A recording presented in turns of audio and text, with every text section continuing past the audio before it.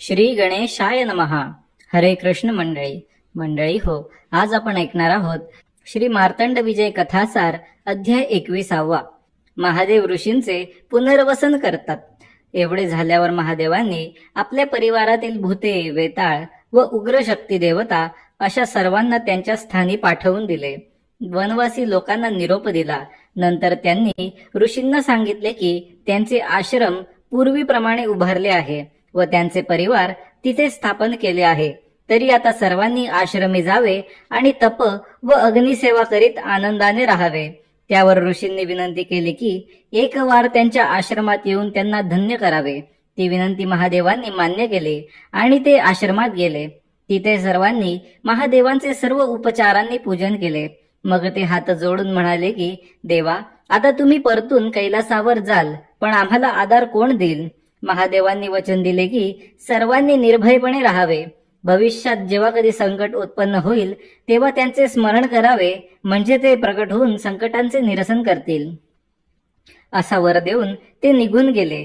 ऋषी सुद्धा तपाचरण करीत कालक्रमणा करू लागले. असा पुष्कळ काळ लोटून गेला. पुढे कलियुगाचा आरंभ झाला. भयभीत होऊन सर्व ऋषी वैतरणी नदीच्या पैल तीरावर एक अतिविशाल असा वडाचा वृक्ष होता, त्याच्या तळाशी एकत्र जमले आणि उंच स्वरात महादेवांचा धावा करू लागले. तेव्हा तात्काळ त्यांच्या समोर प्रकट होऊन त्यांनी आवाहन करण्याचे कारण विचारले.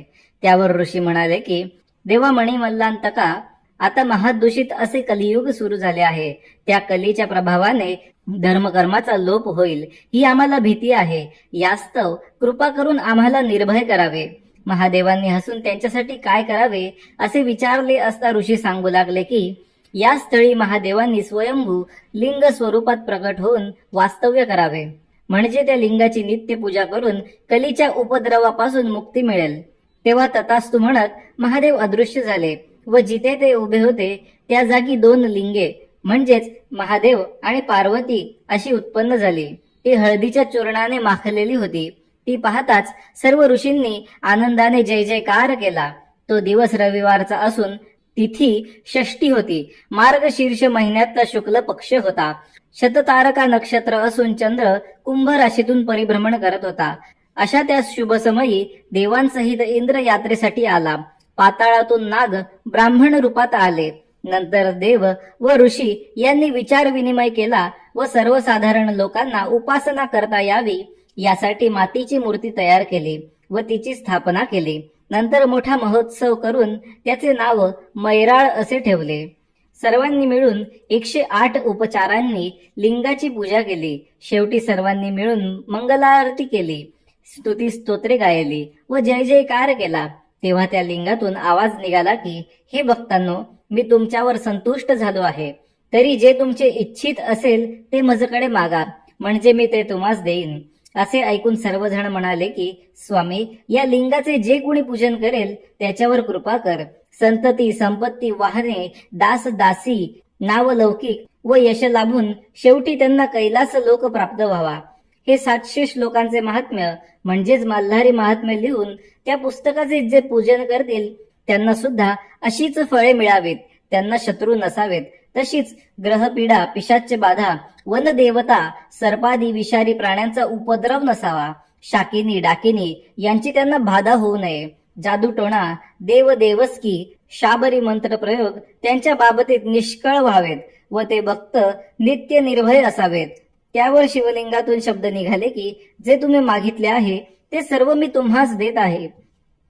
अध्याय 22. अष्टतीर्थांचे वर्णन. ऋषींनी सनत कुमारांपाशी प्रेमपुरात अनेक तीर्थे आहेत त्यांचे वर्णन कथन करण्याची विनंती केली असता ते सांगू लागले.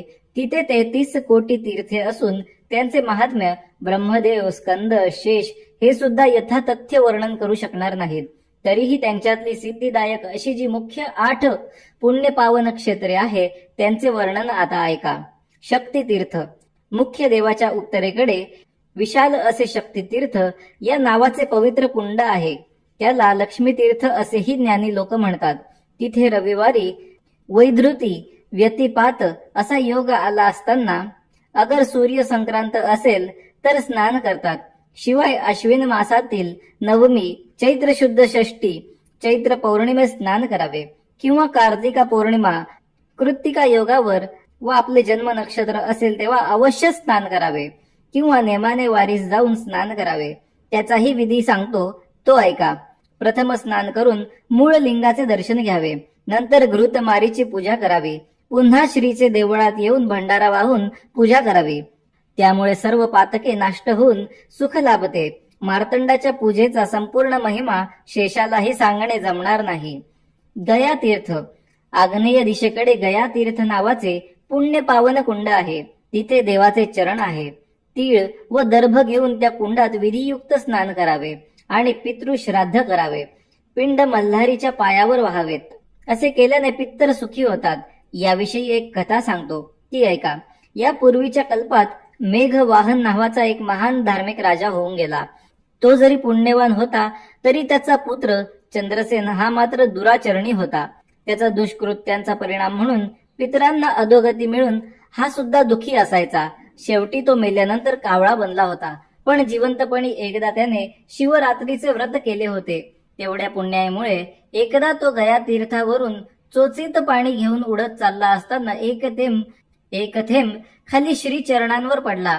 तेवढ्या पुण्याईचे फळ म्हणून तत्काळ त्याचे पित्तर कैलास लोकात गेले व त्याचे कावळ्याचे शरीर गळून पडले व तो दिव्य शरीरी बनला. मग अंती तोही कैलासी गेला. कपिल तीर्थ. हे कपिल तीर्थ नावाचे कुंड उत्तर दिशेस आहे. त्या तीर्थामध्ये कपिला षष्टीला स्नान करावे. त्यामुळे पापांचा नाश होतो. मात्र विनायक कपिला षष्टी वर्ज करावी. स्नानानंतर मार्तंडाचे पूजन करावे. गुप्त मल्लेश्वर तीर्थ. हे गुप्त मल्लेश्वर नावाचे तीर्थ ईशान्य दिशेस आहे. तिथे स्नान करावे, पाणी प्यावे आणि मल्हारी देवाचे पूजन करावे. त्या योगाने भक्ताचे सर्व दोष जळून जातात. त्याचा महिमा स्वतः ब्रह्मदेवाने सांगितला आहे, तो ऐका. पूर्वी स्वारोचीश नावाच्या मन्वंतरात पृथ्वीवर प्रयाग नावाचे एक क्षेत्र होते. तिथला राजा न्यायी व धार्मिक होता. तरीही कालचक्राच्या फेऱ्यात सापडून तो राज्यभ्रष्ट झाला व देशोधडीस लागला. मग तो नाईलाजाने चोर बनला आणि वाटमारी करू लागला. तो द्रव्यासाठी प्रवाशांना गाठून ठार करीत असे. ब्राह्मण, विद्यार्थी, वधू, वर असे कुणाही त्याच्या तावडीतून सुटत नसत. तो अरण्यात राहत असे. एकदा तो वाघाकडून मारला गेला. पुढे फार काळ नरक यातना भोगून तो गाढव योनीत जन्मास आला. सोमदत्त नावाच्या एका कुंभाराने त्याला पाळले. पुढे एकदा या गाढवावर सामान लादून तो कुंभार सहकुटुंब मल्हारीच्या वारीसाठी आला होता. त्याच वेळी दैवयोग असा की तो गाढव तहानेने अति व्याकुळ झाला आणि खाली कोसळला. तेव्हा सोमदत्तने लगबगीने मल्लेश्वर कुंडातील पाणी मडक्यातून आणून त्या तडफडणाऱ्या प्राण्याच्या तोंडावर ओतले. पण ते पाणी मुखामध्ये पडण्याआधी त्याचा प्राण गेला. तरीही त्या तीर्थजलाच्या केवळ स्पर्शाने फळ मिळून तो दिव्य शरीर धारण करून पुढे राजा म्हणून जन्मला. त्याचे पित्तरही स्वर्गलोकी गेले. नंतर तो राजा सुद्धा सर्व भोग भोगून अंती कैलासी जाऊन राहिला. पाप विनाशन तीर्थ. हे तीर्थ मूळ लिंगाच्या दक्षिणेकडे आहे. शेजारी एक विस्तीर्ण पिंपळाचे झाड आहे. त्यावर भैरव निवास करतो. त्या तीर्थात अगोदर स्नान करावे आणि नंतर पिंपळ रूपी भैरवाला आलिंगन द्यावे. मग मल्हारी देवाचे दर्शन घ्यावे. असे केल्याने अनेक जन्मांतील फार मोठी पापे सुद्धा निघून जातात, असा या तीर्थाचा महिमा आहे. नंदी कुंड तीर्थ. पाप विनाशन तीर्थाजवळच हे कुंड आहे. त्यात स्नान करून जर वेदज्ञानी ब्राह्मणाला गायीचे दान केले तर अपार पुण्य लागते. नंतर मल्हारी देवाचे दर्शन घ्यावे. रुद्रकुंड तीर्थ. ईशान्य दिशेस हे कुंड आहे. यात स्नान केल्याने पुनर्जन्म होत नाही, आत्मज्ञानाची प्राप्ती होते. या तीर्थाचा प्रभाव सांगतो, तो ऐका. इंद्रस्थळ नावाच्या नगरात शुंभदंत नावाचं एक वेदाचरणी ब्राह्मण राहत असे. तो नित्य वेदोक्त ब्रह्मकर्मे आचरित असे. तथापि आपले कर्म करताना काही चूक तर झाली नसेल ना, अशी त्याला शंका वाटे. असाच क्रम चाललेला असताना पुढे तो शंभूदंत दैवयोगाने मरण पावला. यमाकडे त्याला नेले तेव्हा असे आढळले की त्याने आयुष्यभर जे कर्म आचरले त्यावर श्रद्धा नसल्यामुळे ते कर्म शाशंक चित्ताने केले गेले आहे. परिणामी त्या कर्माचे फळ म्हणून पुण्य मिळण्याऐवजी त्याच्या खात्यावर पापच जमा झाले होते. अर्थात तो 100 जन्मांपर्यंत किडा झाला. नंतर भाग्याने तो पक्षी झाला व योग्य समयी उडत उडत रुद्रकुंडापाशी आला. तहान लागली असल्यामुळे तो कुंडातील पाणी प्यायला. तेव्हा त्याचे पक्षाचे शरीर गळून पडले आणि दिव्य देह प्राप्त होऊन आत्मज्ञान झाले. त्यावेळी तो कैलासावर जाता झाला. अंबुधरा तीर्थ हे तीर्थ उत्तरेकडे आहे. या तीर्थामध्ये स्नान करून पाणी प्यावे म्हणजे अनेक पापे निघून जातात. या तीर्थाचे महत्व सांगतो ते ऐका. अवंती नगरीमध्ये कंदर्प नावाचा एक महापराक्रमी राजा होता. तो जरी सर्व गुणांनी संपन्न होता तरीही स्त्रियांचा फार शौकीन होता. यांना त्या प्रकारे आटोकाट प्रयत्न करून तो हव्या असलेल्या स्त्रिया वश करून घेत असे. त्याचा अंतकाळ जेव्हा जवळ येऊन ठेपला तेव्हा 14 यमदूतांनी येऊन त्याला यमपुरीत नेले. त्यावेळी त्याच्या कर्माचा हिशेब पाहून त्याला नरकात टाकून दिले. नंतर पुढे तो भुंगा बनला असताना काही पुण्याईमुळे अंबुधरा तीर्थापाशी आला आणि एका कमळावर बसला. तो मध पिण्यात गुंग झाला असताना एकाएकी सूर्य मावळून अंधार पडला व त्या कमळाच्या सर्व पाकळ्या मिटल्या जाऊन तो आत अडकून पडला. रात्रभर तो तसाच होता. भल्या पहाटे कोणा भक्ताने ते कमळ उपटून देवावर वाहिले. जेव्हा सूर्योदय झाला तेव्हा त्याच्या पाकळ्या उघडल्या गेला व भुंगा मार्तंड चरणांचा स्पर्श करून उडून गेला. तेवढ्याच पुण्याईने तो मृत्यूनंतर पुन्हा या पृथ्वीवर मानव झाला व सर्व सुख भोगून अंती कैलास लोकात गेला. अशी ही पाप विनाशी व पुण्यदायक अष्टतीर्थे आहेत. अध्याय 23. 60 तीर्थांचा महिमा. अष्टतीर्थांचे महात्म्य ऐकून संतोष झालेल्या ऋषींनी सनत कुमारांना आणखीही तीर्थांचे महत्व सांगण्याची विनंती केली. तेव्हा ते सांगू लागले, रामतीर्थामध्ये स्नान करावे व मार्तंडाचे दर्शन घ्यावे म्हणजे तेणेकरून 7 जन्मांतील पापे जळून जातात.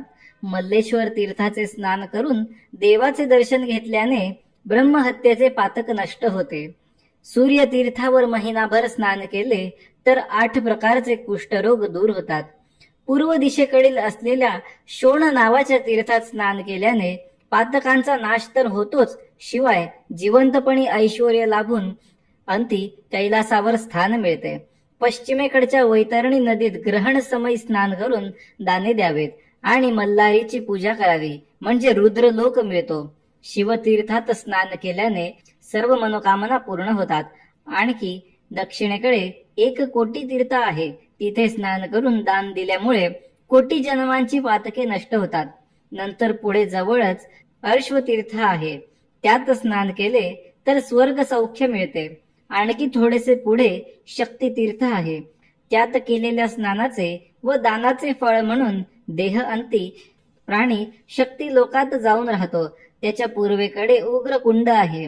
तिथे स्नानदान केल्याने 10 यज्ञ केल्याचे पुण्य लाभते. जवळच गणपती तीर्थ आहे. त्यात स्नानदान केले तर सर्व विघ्नांचा नाश होतो. जिथे मार्तंड भैरवाने डुकराची शिकार केली तिथे काळ भैरव तीर्थ उत्पन्न झाले. ते सुद्धा पुण्यदायक आहे. वैतरणी नदी व गरुडगंगा नदी यांच्या संगमापाशी एक वडाचा भव्य असा वृक्ष आहे. त्याचे नाव दक्षिण प्रयाग असे आहे.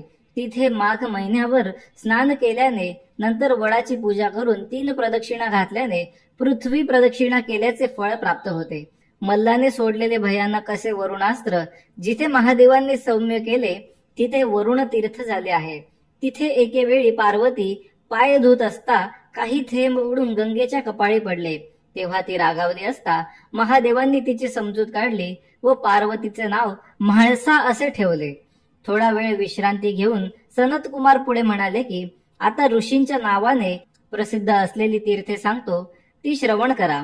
अगस्ती तीर्थ, गौतम तीर्थ, अत्री तीर्थ, पुलस्ती तीर्थ व भृगु तीर्थ ही 5 तीर्थे आहेत.